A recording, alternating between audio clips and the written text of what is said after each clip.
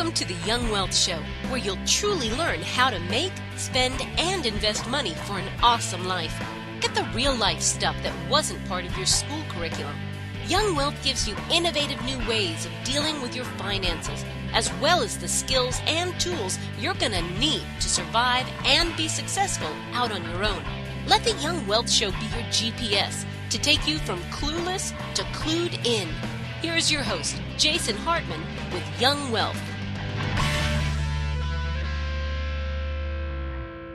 Hey, this is Jason Hartman. Welcome to the first episode of the Young Wealth Show. It's great to have you here. I'm so glad you could join us and hang out and talk a little bit about how to get your financial life off to the right start. Because, this show is really aimed at the 20-something crowd, talking about financial literacy for young adults. And I tell you, it is so important to get off to the right start, because when you get off to the right start, you have the compounding effect that we're going to be talking about a lot in future shows. We've already got a lot of great guests lined up for you and a lot of really cool shows. But today, let's talk about the 3 C's of financial success. What are the 3 C's? Credit, capital, and competency. So this will just be a real short show. We'll talk about that. And in a future show, we'll talk about the 11 commandments of financial success for young adults. And I tell you, when I was 18, when I was 20, when I was 23 years old, I so wish someone would have taught me all of this stuff. I learned it pretty early. I learned it pretty quick, and it got me ahead very quickly in my life. But I tell you, if there was a show like this back when I was that age, it would have been totally awesome. So check out what we've got here, and we'll have a lot of great shows coming up. This is all put on by my charitable foundation, the Jason Hartman Foundation. Let's listen in as we have our professional voiceover people talk about the 3 C's of financial success. The Jason Hartman Foundation newsletter, number 1, 0 to Success. Life as a young adult can be very confusing and chaotic. In the midst of completing your formal education and beginning a career, there is a constant level of uncertainty concerning what will transpire in the future. At the Jason Hartman Foundation, we're specifically concerned with helping young adults develop the necessary skills for financial success. These principles are encapsulated in the 3 C's of financial success: credit, capital, and competency. These principles serve as the fundamental building blocks not only for financial literacy, but for creating long-term success. The 3 C's of financial success: credit, capital, and competency. The achievement of long-term financial success will require the development of 3 key attributes. The first is credit, which will be necessary for obtaining loans, lines of credit, and can even have an impact on your insurance rates and employment prospects. The second is capital, which is the money to invest in future opportunities. The final and most important factor is competency, or financial literacy. Now, the first 2 C's can be developed over a few years, but competency and financial literacy must become a lifelong endeavor if you wish to achieve long-term success. The first C, credit. Credit represents your ability to borrow from banks and financial institutions at attractive interest rates. Most people only pay attention to their credit for the purposes of buying a home, but there are many more important roles that your credit score plays. One of these roles is to influence your insurance rates. Insurance companies frequently use credit scores as a proxy for the risk profile of customers, since there is a higher correlation between customers with poor credit engaging in risky behavior than customers with good credit. Furthermore, some employers will also pull the credit score of applicants to gauge the extent to which they are responsible with their finances. Then we get to the real advantage of strong credit, namely the fact that it allows you to purchase leveraged investment properties with an interest rate that is fixed for 3 decades. The reason that this is such an advantage is because leverage allows you control a much greater asset base than can be purchased with cash alone, and a fixed-rate mortgage protects you against price inflation in the future. With that being said, let's take a look at how leverage and inflation work. The way that leverage produces benefits can be demonstrated with some relatively straightforward arithmetic. Let's suppose that you purchase an investment property worth $100,000 with cash. If the value of that property increases by 10%, you will have earned $10,000 on the $100,000 that you initially invested. Now, let's say that you purchased the same $100,000 property with $20,000 or 20% down and $80,000 borrowed from the bank. If the value increases by the same $10,000 or 10%, but you only have $20,000 invested, this means that your return on investment jumps from 10% to 50%. There is a very important thing to keep in mind with leverage, though, and that is the impact of large negative cash flow or price disruptions. When properties are bought for speculation and not rented out to tenants for income, it means that the owner of the property must float the interest payments until the property can be sold. If market values decline and the property is no longer worth what you paid for it, things can get very sticky. Consider what would happen if you purchased a $100,000 property with 100% financing and the value went down by 10%. Not only are you on the hook for your monthly mortgage payments, but you owe $10,000 more on the mortgage than your property is worth. One of the best ways to mitigate these risks is to choose investments that generate cash flow to cover your mortgage payments. This will give you the flexibility to wait out declines in market value while the tenants pay for your mortgage with their rent revenue. And you can choose to sell when values are high instead of being forced to sell when values are depressed. Now let's think about inflation for a bit. The way that inflation comes about is when the government expands the supply of money in circulation faster than the rate of productivity growth for goods and services. What happens in this scenario is that the amount of money circulating goes up while the amount of products and services stays the same or goes down. More money chasing less goods can only result in higher prices.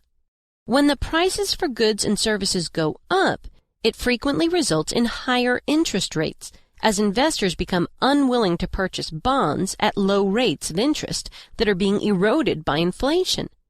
When you take out a fixed-rate mortgage on an investment property and inflation strikes, it results in higher home values, higher rents that your tenants pay to you, but exactly the same mortgage payment that you pay to the bank.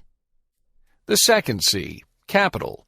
When talking about business and investments, the term capital is used to describe the money, equipment, or other tools that are used to produce products and services. In the context of personal investment, capital represents the amount of money that you have available to purchase assets that can generate cash flow and appreciate in value. Now, there's an old cliche that states, it takes money to make money, and in many situations, it's very accurate. Any investment you make will require some form of capital. In some cases, it will be your money. In other cases, it will be money that you've borrowed. In many cases, it will be your time, and in certain situations, it will be funds from investors. Now, banks and investors typically want you to have some of your own money at risk so that they know you have a vested interest in success. So, what is the best way to build up capital?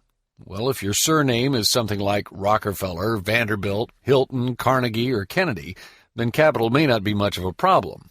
However, for the other 95% of us out there, we need to figure out ways to build capital on our own. The most straightforward way to build a base of investment capital is to save a portion of your salary, frequently 10%, and place it into a separate account that will be used exclusively for investment. Another thing that many people do is to use the equity in their home for investing. Taking out a line of credit on your house may give you the necessary capital to begin an investment program after you've become educated in different investment options and strategies. A third option for building capital can be to borrow it from friends and family or to take on partners. This is frequently the most tenuous of strategies since partnerships can be difficult to manage. Jason Hartman is fond of saying that the hardest ship to sail is a partnership. In the end, this is for you, the investor, to figure out. Each person needs to find the solutions and strategies that are best suited to their situation. Another thing that many people frequently ask is how much capital they need to accumulate. Well, the answer to this question is highly dependent on the type of investment you'll be undertaking. In many cases, packaged investments with low capital requirements, such as mutual funds, tend to offer relatively average returns. Conversely, investment deals such as foreclosure rehabilitation may require more capital and will definitely require more expertise. It's also important to bear in mind that some phenomenal deals require very minimal capital, and some deals with large dollar requirements can be big losers. Ultimately, it's your responsibility as the investor to evaluate which investment opportunities are best suited for your level of expertise, experience, and capitalization. The third C, competency. The third and most important of the 3 C's is competency, or your financial literacy. In practical terms, this represents the most valuable capital that anybody can possess, namely the brain sitting behind their eyes and between their ears. Credit and capital are necessary tools, but they have no inherent wisdom, no soul, and no creative intelligence. Both of these ingredients require a competent person to build them into investments that produce things people value. The person who builds these deals could very well be you. Another way to communicate the notion of competency is financial literacy. Specifically, the knowledge of how financial products and processes work.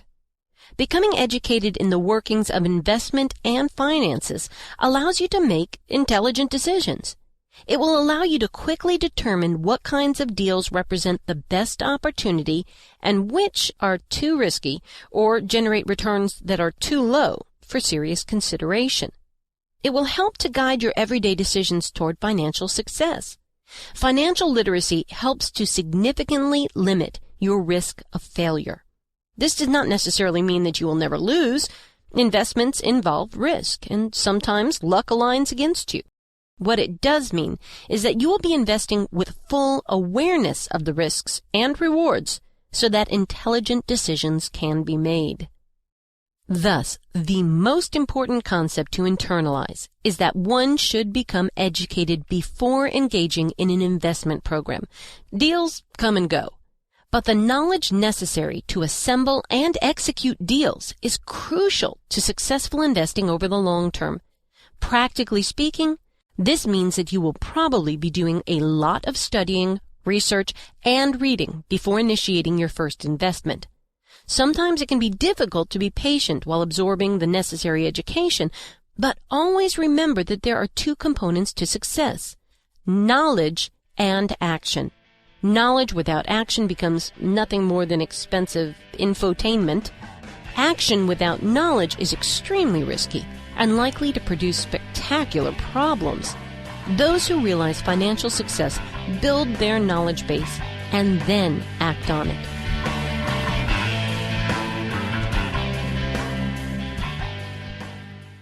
Copyright the Hartman Media Company. For publication rights and interviews, please email media@jasonhartman.com. This show offers very general information concerning real estate for investment purposes. Opinions of guests are their own. Jason Hartman is acting as president of Platinum Properties Investor Network exclusively.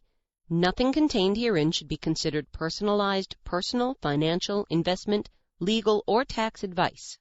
Every investor's strategy and goals are unique. You should consult with a licensed real estate broker or agent or other licensed investment, tax, and/or legal advisor before relying on any information contained herein. Information is not guaranteed. Please call 714-820-4200 and visit www.jasonhartman.com for additional disclaimers, disclosures, and questions.